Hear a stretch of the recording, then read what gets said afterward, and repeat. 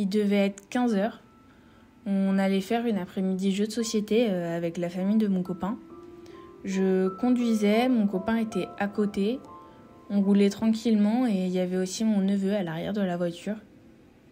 À l'approche d'un virage dangereux, on doit rouler à 45 km/h.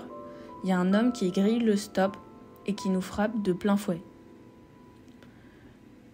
Le prochain souvenir que j'ai, c'est de reprendre connaissance avec les cris de mon neveu qui hurlait. J'ai regardé mon copain, il était inconscient. J'essayais de le détacher, de le réveiller, mais il répondait pas. J'ai vraiment cru qu'il était mort. Les airbags de la voiture s'étaient déclenchés et la voiture commençait à fumer. Je pensais qu'elle allait prendre feu.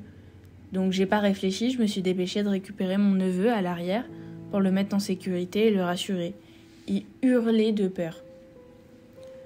Une dame est arrivée avec son compagnon et ils ont appelé les pompiers ainsi que la gendarmerie.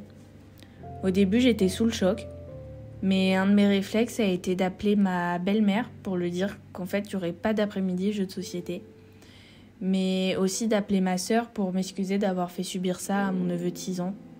La voiture est morte sur le coup, direction la casse.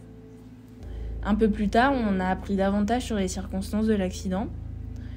Donc le conducteur avait 2,48 grammes d'alcool dans le sang.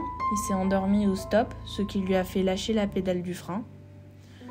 Outre un traumatisme crânien, moi j'ai rien eu. Après, à chaque fois que je conduis, le stress monte et j'ai peur de croiser des voitures. Mon neveu n'a pas été blessé mais refuse catégoriquement de remonter en voiture avec moi. Il a même peur de moi. Pour mon copain, c'est une histoire différente. Il a eu le poignet fracturé et des infections des suites de ses blessures. Les séquelles pourraient le rendre handicapé à vie, à seulement 27 ans. Et j'espère que cela ira mieux. Il était en train de passer son permis, mais des suites de ses blessures et de la peur, il fait une sorte de blocage. Il a toujours cette peur persistante quand il monte en voiture. L'accident était en mars 2023 et le conducteur a été reconnu coupable et condamné à une peine de 4 mois avec sursis et 6 mois de suspension de permis. Et je suis pas sûre que ça soit suffisant.